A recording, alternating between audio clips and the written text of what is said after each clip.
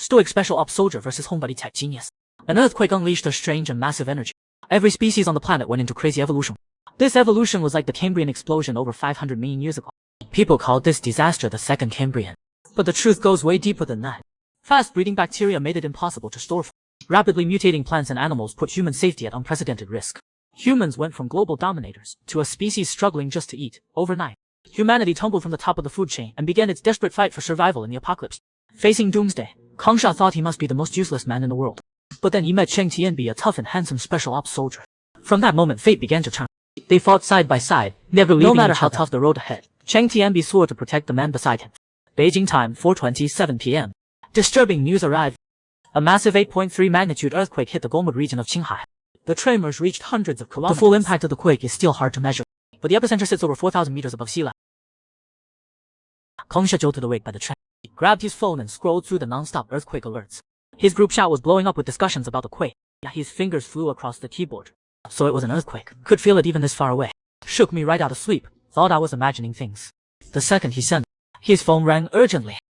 Caller ID showed it was his boss, General Manager. Kangsha sighed inside. A call at this hour never meant anything good. Still, he pressed accept and greeted him politely. His boss's apologetic voice came through the line. Look, I'm really sorry about this. Get to the office right away. A client just told me the website's got a bug. We need to fix it fast. Kang Xia grumbled internally. What good does saying sorry do? How about some overtime pay? But complaints aside, he still reluctantly changed his clothes and biked toward the office. As an ordinary network engineer, he'd been at this company nearly 3 years. Average salary but constant last-minute overtime. Luckily, he'd always been easygoing, just looking for a stable, quiet life. The office was only 10 minutes from his rental. But the moment he pushed the door open, his foot suddenly caught. Kangsha ate it hard, face-planting on the floor. His phone smashed onto the ground. The crash startled his coworkers in the office. What's that? What a racket. Kangsha groaned from the floor. It's me. A coworker poked his head out. Once he saw who was on the ground, he burst out laughing. Little Kong, what are you doing? You can trip on totally flat tiles. Kangsha pulled himself up. Something tripped me. The second he said it, everyone looked behind him. Then they all cried out in surprise. Turns out the potted pine tree at the front desk had thick branches stretching out of the pot. One section even drooped to the floor. That's what tripped Kangsha. He looked totally confused how to grow so fast. His coworker was just as baffled. Yeah, how'd it get so big? I walked past it earlier and didn't even notice. Another coworker guessed. Maybe because it's been here forever. Nobody paid attention. Let's get someone to trim it tomorrow. Then he asked if little Kong was old. Kangsha shook his head, but his eyes stayed on the wildly overgrown plant. A weird feeling crept up inside him. A coworker picked up the container from the floor and opened it. His eyes lit up. You brought buns. They look really good. Kangsha smiled and explained. I made them yesterday. Figured you guys probably hadn't eaten yet, so I brought some for you. But after one bite and a couple chews, the coworker's face changed. Little Kong, these buns taste kinda off. Kangsha's heart sank. He grabbed one and took a bite. A sharp sour smell hit his nose. He'd just taken them out of the freezer to thaw before leaving. How could they suddenly go bad? Tried to concept. Probably just the heat. Finish work early and eat at home. Kangsha could only toss the whole container of buns into the trash heartbroken. Though he was full of doubt, he had to set it aside for now and dive into work. By 11 at night, Kangsha dragged his exhausted body home. The moment he opened the door, a thick rancid stench hit him in the face, almost making him puke on the spot. He rushed into the living room. The scene before him made his scalp tingle. The bottled milk on the table had congealed and molded. What's going on? Sure, if the weather's hot and food's left out, it can rot. That makes sense. But how did even stuff that usually lasts forever at room temperature go bad? This doesn't make scientific sense. As he bolted back to his bedroom and opened his computer, he typed in keywords about rapid food spoil. Search results flooded the stream.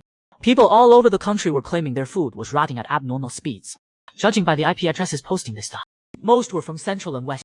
Those saying their food was fine were all from the Southeast. And the farther from Golmud, the worse the food decay. By the time you got to the Northeast and Southeast coast, there was no abnormality. Clearly, the accelerated food decay was spreading outward from Golmud like earthquake aftershocks. It was radiating across the country from that epicenter. Kangsha thought something's definitely wrong with that earthquake. Just then, the doorbell suddenly rang urgently. This lad who would be knocking on his door. He walked toward the door step by step and slowly cracked it open. A strange man stood outside. The streetlight outlined his sharp profile. His gaze was deep as an abyss. When you open the door to a devastatingly handsome stone-faced soldier, you think it's good luck, but what you get is a gun barrel and an apocalypse warning. Kangsha slowly opened the door. The security gate became the only barrier between him and the man outside. The man asked calmly, "Are you Kangsha?" Kangsha instantly went on guard, frowning as he demanded to know who he was. He sized up the man, who was clearly dressed like a soldier. The guy's expression was cold, giving off serious stay-away vibes. But that face was aggressively handsome. Showed a walking testosterone. But before he could swoon, the man's next words made his heart tighten. Professor Kong from the epicenter sent me to get you. Why would he suddenly send someone for him? Before he could finish asking, a dark gun barrel poked through the gap in the door. The man ordered him to stop talking. This sudden threat scared Kangsha senseless. He shakily opened the door. The man strolled in quickly. Spoke so fast Kangsha had no room to question anything. I'm taking you to City B right now. Bring all the vacuum-sealed food you have. Kangsha was scared of the danger outside and didn't want to go. He started to voice his thoughts. Before he could finish, the man grabbed him by the throat. I'll be threatening to sew his mouth shut if he kept talking. Kangsha was so terrified he could only When the man finally let go, he clutched his throat and gasped for air. The look he gave the man was full of fear. He thought, why does this guy get physical at the drop of a hat? He went totally compliant, standing there obediently like a dutiful little wife.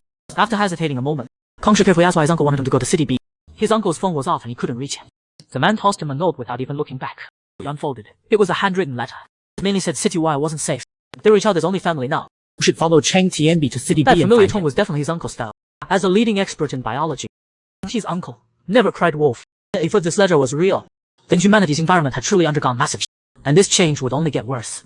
Thinking this, Kangsha carefully folded the note and put it in his pocket. He asked softly, your name's Chang Tianbi. You came from City B to get me. By then, Chang Tianbi had already filled the backpack. He answered curtly, I was on a mission in City Y, it's on the way. Hurry up. Kangsha quickly said, just this stuff. I gotta bring some necessities and documents and stuff. And my computer I have to bring. Chang Tianbi glanced at him and gave him 3 minutes. Along the way, terrifying mutations appeared in every region. Not just food decaying faster, even plants and animals underwent shocking changes. And the closer to Qinghai, the more obvious the mutations.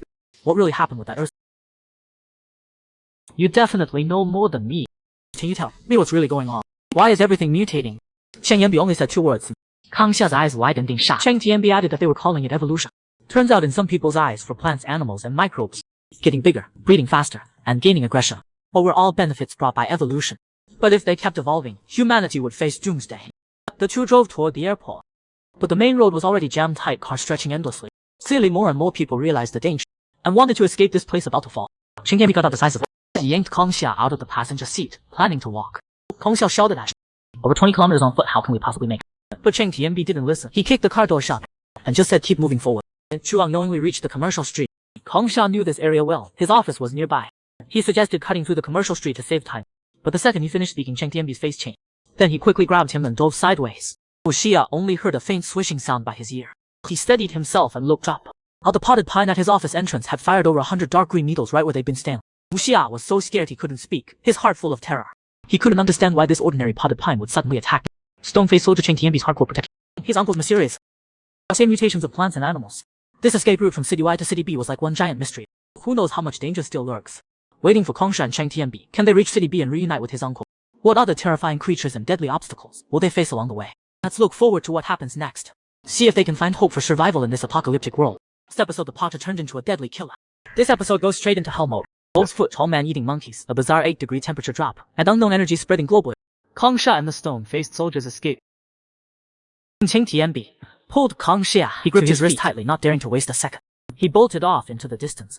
But they hadn't run more than a few steps when a swishing sound came from behind. Over 100 needles rained down like hail. Luckily, the needles had limited range. The two sprinted desperately for over 100 feet. Only then did they confirm the needles couldn't reach them. Kangsha looked back at the commercial street, still shaking a chill down his spine. Judging by how fast these plants and animals were evolving, this city would probably fall completely in 3 to 5 days. Chang Tianbi didn't pause at all. He casually tossed a heavy military backpack off his shoulder onto the ground. The instant he unzipped it, Kangsha's jaw dropped. The pack was crammed full of all kinds of weapons. Chang Tianbi pulled out a heavy handgun and handed it to him. Can you use it? Know how to work it? Have you actually used one? Kangsha gripped the gun. The cold touch snapped him awake. Tucked it into the small of his back. His sense of security shot up, but he also understood this escape was now a fight for survival. Was still over 10 kilometers from the airport. Talk on the way. Before Chang Tianbi finished speaking, he was already walking. Along the way, Kangsha couldn't suppress his doubts. He couldn't help but ask Soldier these biological mutations. Or I guess this crazy evolution. Was it all caused by that earthquake? Chang Tianbi vigilantly scanned the surroundings. Pao answering. So far it looks like